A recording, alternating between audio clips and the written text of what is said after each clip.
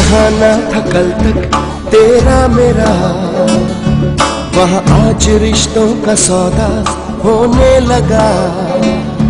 चलने लगा इंतकामों का सिलसिला।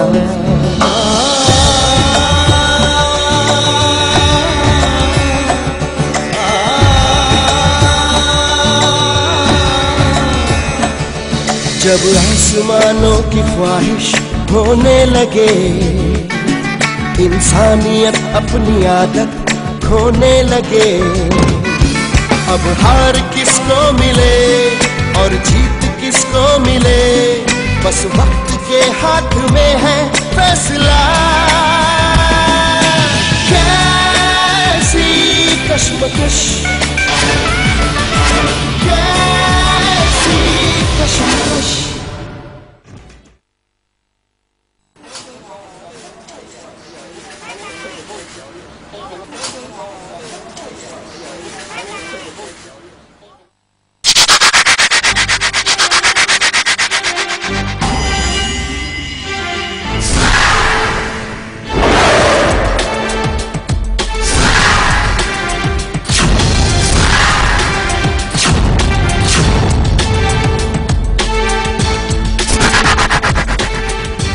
घबराओ मत पूर्वा, मैंने कुछ नहीं देखा, मैंने कुछ नहीं सुना।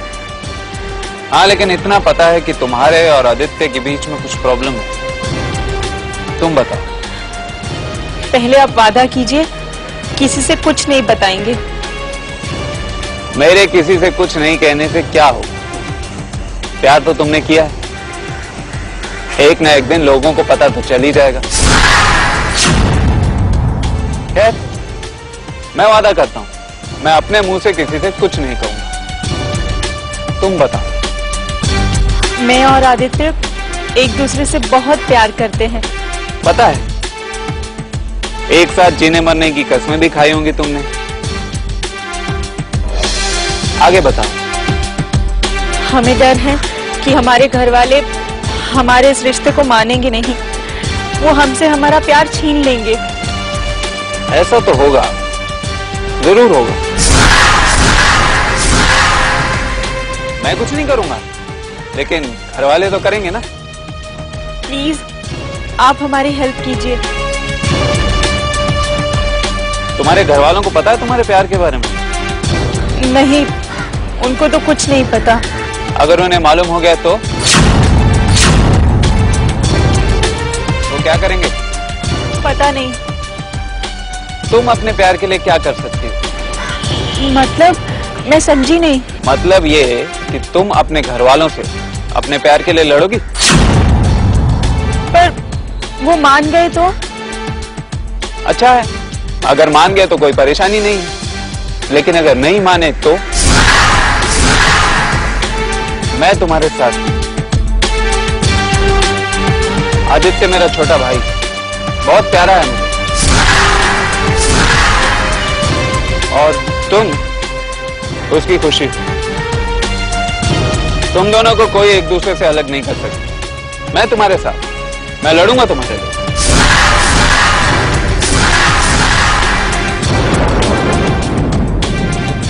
सच? लिख कर दूं? नहीं, मेरा मतलब है। तुम दोनों सिर्फ अपने प्यार से मतलब रखो, बाकी मुझ पर छोड़ दो। Thank you very much.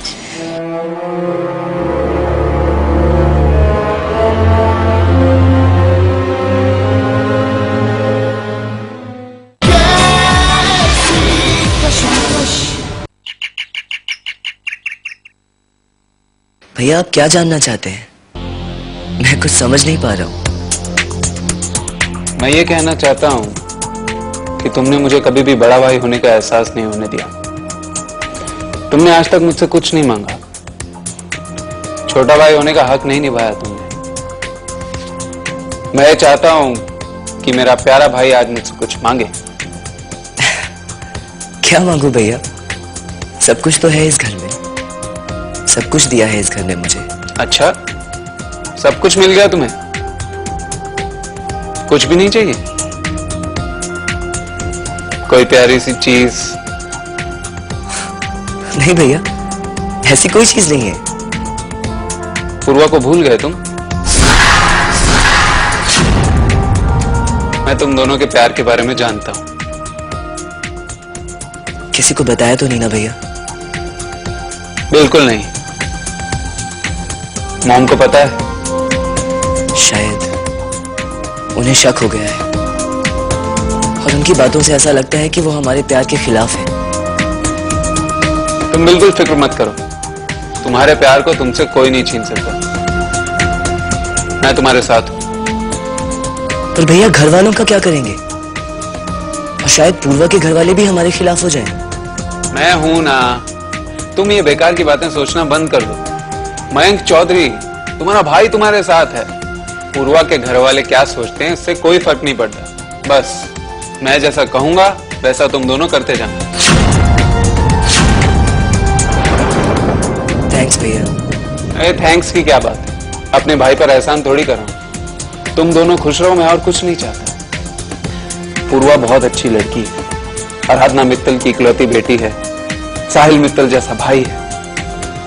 Aditya तुम बहुत किस्मत वाले हो जो तुम्हें पूर्वा जैसी लड़की मिली।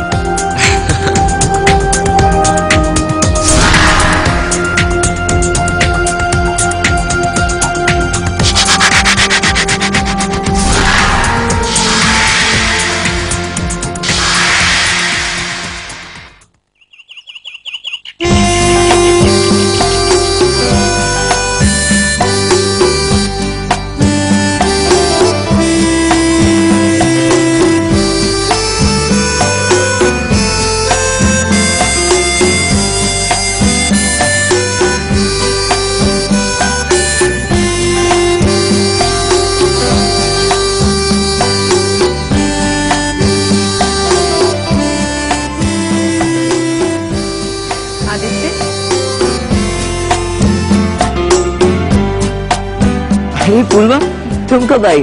बस अभी अभी। तुम इतना ज्यादा खो गए थे कि तुम्हें अपने पूर्वा की आने की आहट भी सुनाई नहीं थी। मेरी लाइफ में बस ये दो चीजें तो इम्पोर्टेंट है, एक मेरी पूर्वा, दूसरी मेरी आर्ट, मेरी कला, ये शायरी, ये म्यूजिक। बस इन दोनों चीजों में खो जाना चाहता हूँ, सारी दुनिया को भूल जाना चाहता हूँ। बस बस अब अपनी शायरी शुरू मत कर देना। वैसे मैं तुमसे एक बात करने आई। पूर्वा अपने प्यार के बारे में सोचना छोड़ दो, भूल जाओ अपने घर वालों को कि वो हमारे प्यार के बारे में क्या सोचते हैं। क्यों? अचानक ऐसा क्या हो गया? मयंक भैया हमारे साथ हैं। वैसे मैं भी तुमसे यही कहने आई थी। मयंक भैया ने मुझे भी साथ देने का वादा किया है। मयंक भैया तुमसे भी मिले थे? हाँ, पता है पहले तो जब मुझसे प्यार के बारे में पूछने लगे मैं तो डर ही गई थी, पर बाद में जब उन्होंने हमारा साथ देने का वादा किया तभी मेरी सांस में सांस आई। थैंक गॉड पूर्वा, हमारे प्यार को समझने वाला कोई तो मिला। पर आदित्य तुम्हें ऐसा लगता है कि मयंक भैया के आ जाने से हमारी सारी मुश्किलें हल हो जाएंगी, हमारे घर वाले मान जाएंगे? मुझे लगता तो नहीं है, लेकिन मयंक भैया की बातों से कम हमें एक आदमी का सहारा तो मिला। अब हमें सिर्फ वही करते जाना है जैसा मयंक भैया कहते हैं। ऐसा मयंक भैया ने तुमसे कहा?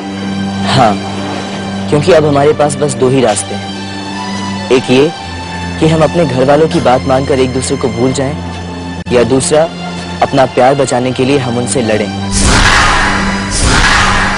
और बात जब लड़ने की है तो वो सब कुछ करना पड़ेगा जिससे हम अपने प्यार को बचा सकें। आदित्य मुझे भी सिर्फ और सिर्फ मेरा प्यार चाहिए। गलत और सही मैं नहीं समझना चाहती। मुझे मयंक भैया जैसा कहेंगे मैं वैसा ही करूंगी, बस मुझे मेरा आदित्य मिल जाए। मैं भी वही करूंगा, क्योंकि मुझे भी मेरी पूर्वा चाहिए, मेरा प्यार चाहिए।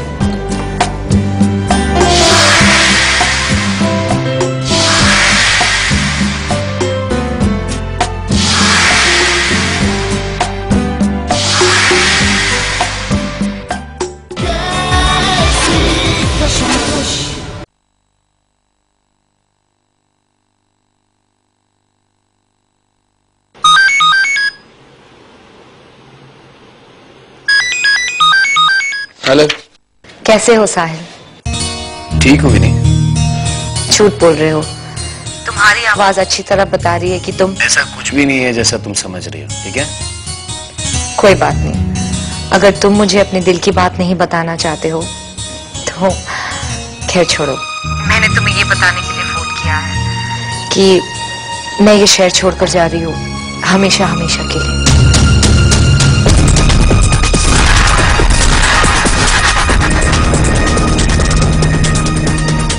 शहर छोड़ के जा रही हो? क्यों? इस क्यों का जवाब प्लीज मुझसे मत पूछना। तुम अच्छी तरह जानते हो कि मैं कुछ भी नहीं जानता। तुम ये शहर छोड़कर नहीं जाओगी, that's it। सॉरी सर, अब ये विनीत तुम्हारी बातों में नहीं आएगी। मैंने फैसला कर लिया है। देखो विनी, मैं तुमसे एक बार मिलना चाहता हूँ। साहिल प्लीज मेरे करीब मत आओ, मेरे लिए और भी मुश्किल हो जाएगा। चाहती तो तुम्हें बिना पता यहाँ से चली जाती, लेकिन मैंने इसलिए ऐसा नहीं किया ताकि तुम ना समझो कि गलती मेरी है और मैं भाग गई। भूल जाए सारी बेकार की बातें विनी। देखो विनी, मैं नहीं जानता कि जो फैसला तुमने लिया है वो सही है या गलत, लेकिन इतना जरूर जानता हूँ कि हमारे बीच जो भी हुआ गलत हुआ। खैर, तो मेरा इंतजार करो, मैं तुमसे मिलने आ रहा हूँ अभी इसी वक्त।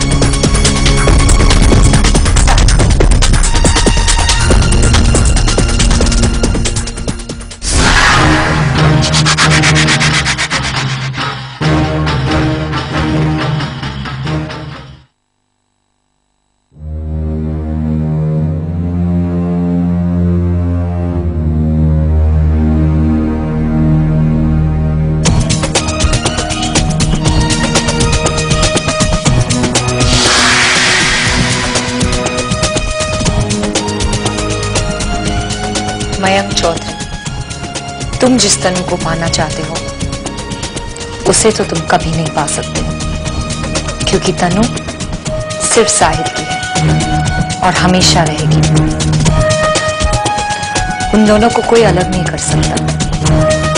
उनका प्यार, उनकी खुशियां सिर्फ एक दूसरे के लिए है और किसी के लिए।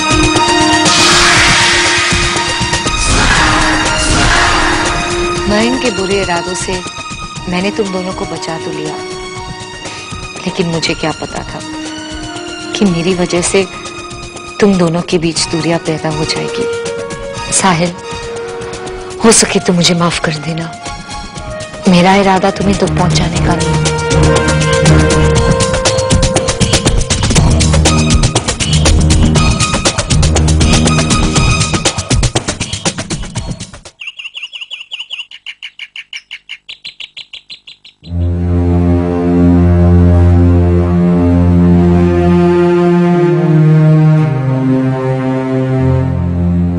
तुम्हारा आखिरी फैसला है?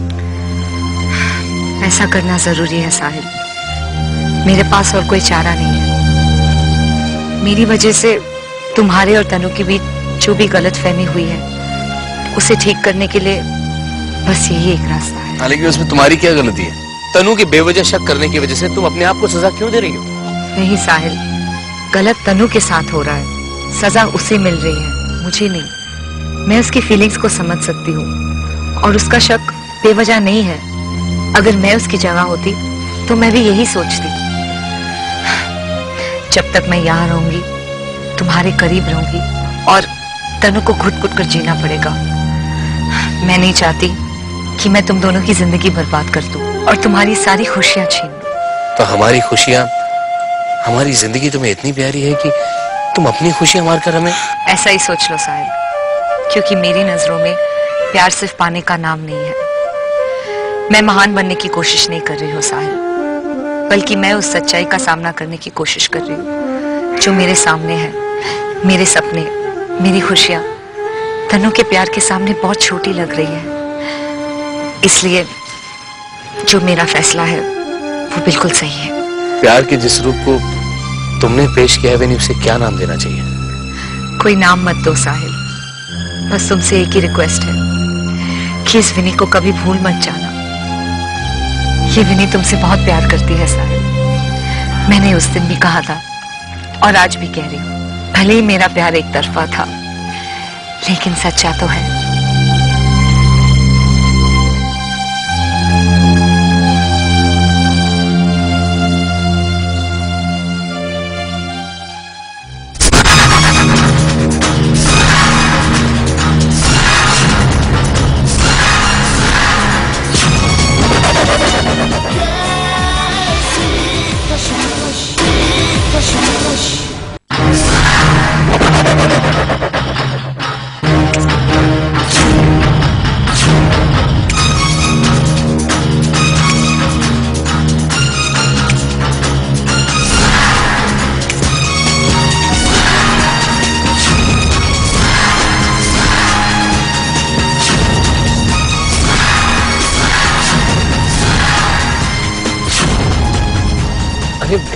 तनु तुम यहाँ? कुछ और बाकी रह गया है तो वो भी करो तुम दोनों। तनु तुम बिल्कुल गलत समझ रही हो। चुप रहो भी नहीं। तुम यही चाहती हो ना कि साहिल मुझसे अलग हो जाए? तो एक बात याद रखना, मेरे जीते जी साहिल मुझसे अलग कभी नहीं हो सकता। इसलिए तुम मुझे मार दो। मार क्यों देती? मुझे मार डालो। तनु कंट्रोल योरसेल्फ, ऐसी कोई बात नहीं। साहिल तुम्हारा है और तुम्हारा ही रहेगा जिंदगी में। छीन लिया है ने तुम्हें मुझसे। ये थी साजिश है साहिल। नहीं तनु, भगवान जानता है कि मैं बिल्कुल सच कह रही हूँ। इसमें मेरी कोई चाल नहीं है। अच्छा, तो मयंक के साथ मिलकर एक रात की दुल्हन बनाकर मुझे बर्बाद करने की कोशिश तुमने नहीं की? क्या वो तुम्हारी साजिश नहीं थी?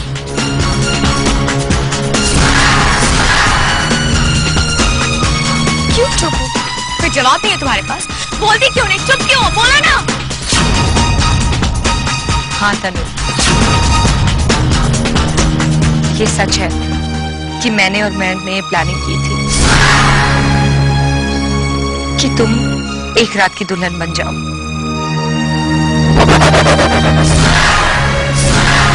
क्योंकि मैं चाहता था कि तुम उसे मिल जाओ और मैं चाहती थी कि साहिल मुझे मिल जाए। लेकिन ऐसा हुआ नहीं और गोवा में जो कुछ भी हुआ वो हम दोनों की प्लानिंग थी। लेकिन मैं सच में बहुत शर्मिंदा हूँ साहिल। मैं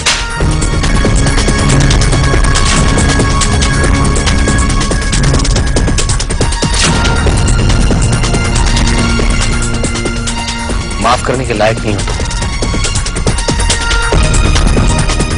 चलो तो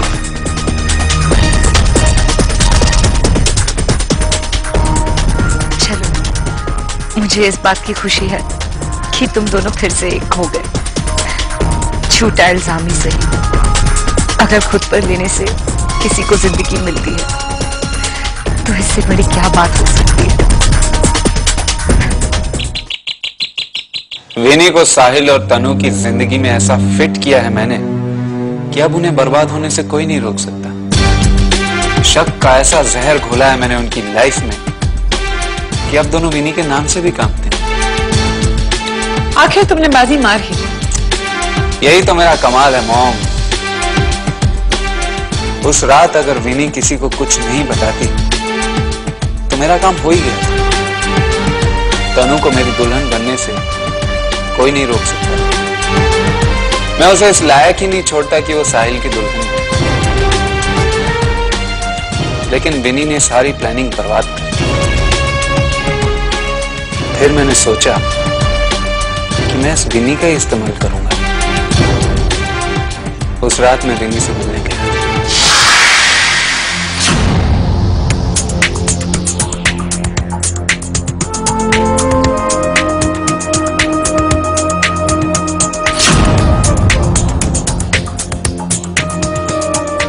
फिर क्या? वही हुआ जो एक पति पत्नी के बीच नहीं होना चाहिए। अब उनकी जिंदगी को बर्बाद होने से कोई नहीं रोक सकता। लेकिन आदित्य और पूर्वा का क्या करें? पूर्वा, आराधना मित्तल के घर की इज्जत, हम अगर इस इज्जत को ही उड़ा दें तो एक तरफ तनु साहिल की जिंदगी से चली जाएगी और दूसरी तरफ पूर्वा आराधना मित्तल का घर छोड़कर भाग जाएगी।